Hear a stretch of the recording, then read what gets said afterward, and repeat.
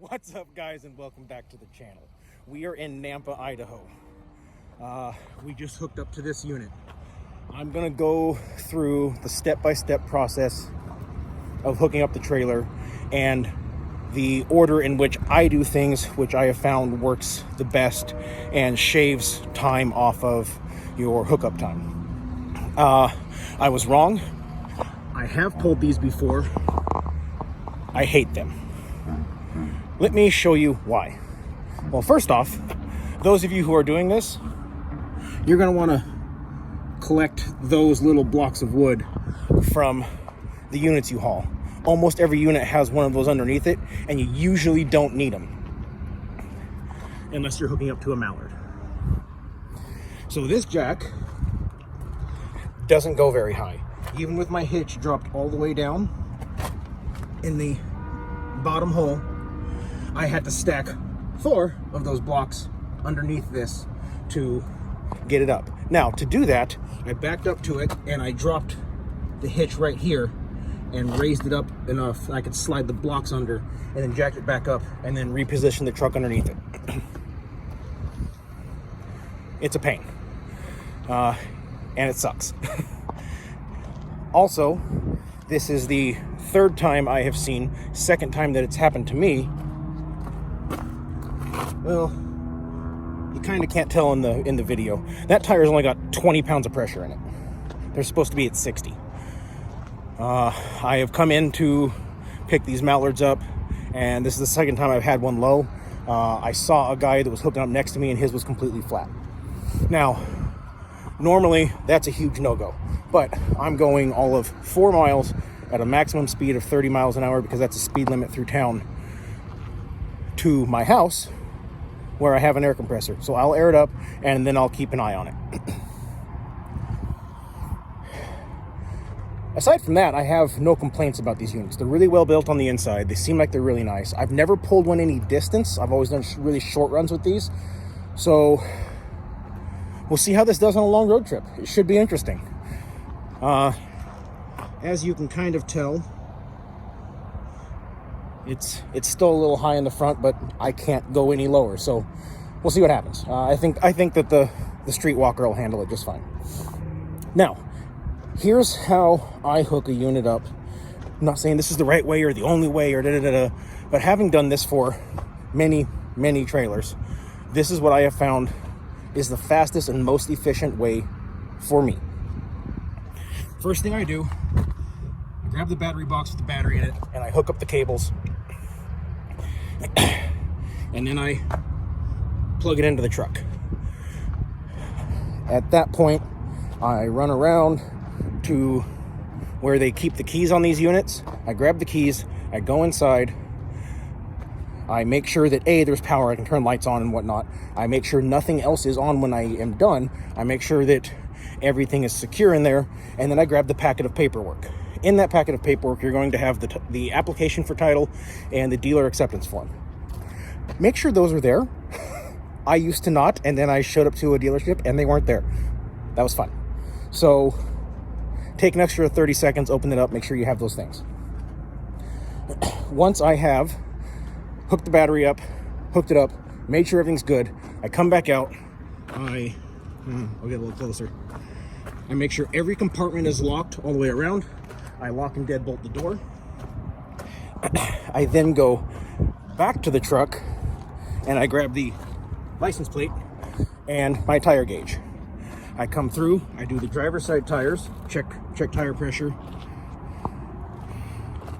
set the gauge down, hook up the plate, go do the passenger side tires. Oh, also, back up a couple steps. While I'm doing the battery and whatnot, I get all of my equipment out of the toolbox, which is these bars, the lid, the strap, this lock pin, and then bar and clamp over on that side. After I do the tires, I come over. I've like I said, I've already got the trailer lowered onto the ball. I put these on the bar and the and the clamp, which by the way, like I said, I really like these ones, not the ones that clamp around, because you gotta deal with those nuts and bolts and tightening it on and off. This is real fast, and I've had no issues with it. Once I get that side, I go back and I do the bar and the clamp on the other side. Do the lid, do the ratchet strap for the battery. Now, when I said that the trailer is on the ball, it's not all the way on. It's just starting to squat the truck just a little bit. And the way you're supposed to use these is you get the truck to squat just a little bit, and then you put them on as tight as you can. Like I've said before, I don't do it that way because this truck needs the weight on it. So I don't do it exactly the way, but the way these are intended to be used. And then you let the jack all the way down, and it puts the weight back onto the trailer, so you're not putting as much of it on your truck. Like I said, with this truck, I prefer the weight on it. It makes it happier. Now, if you're using like a single rear wheel, 3/4 ton, and you were pulling, I mean, this one's 31 foot, it's kind of big, but something like that, you might want to go and do it the other way.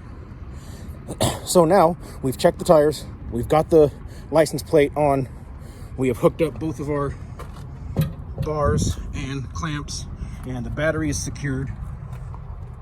Then we just do the safety chains and the emergency breakaway.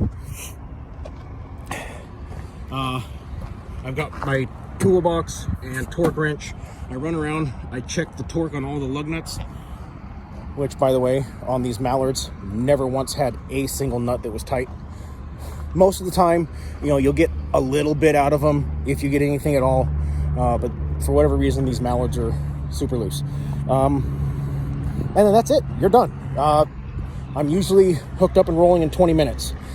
This one took 38 because I had to mess with moving the jack down, and then I had to do the whole lower it down on the thing, put the wood under, put it back up, reposition the truck, and then I had something else that bit me. I don't remember what it was. Something else fought me. Oh, one of my clips had gotten bent, and I had to find a way to get it re-straightened. So, with that being said, I got a text right before I pulled in here to hook up to this that dinner's done. So I'm going to go home. I'm going to air up that tire, and we're going to hit the road in the morning. I know I had said I was going to spend all Saturday at home, but the Highway 93 that I have to go down, there's a lot of snow, not on the road itself, but on the sides, and it was melting and running on. And in some spots it was refreezing. And I see a whole bunch of clouds coming in, and over the next 3 days they have a high of 32. So if any of those clouds start dumping, I would rather get down there and drop this. Also, this way I'll be able to drop the unit first thing Monday morning and find a follow-on load instead of getting there Monday evening and just sitting there. Anyway, that's going to do it for this episode. I hope you all, I forgot to tell you in the last video, I hope you all had a very Merry Christmas. I hope that you had a decent 19 and a wonderful 20. I'm sure I'll tell you that again because we're not there yet. Anyway, as always, those of you on the roads, I wish you fair winds and following seas. Take care and have a great day.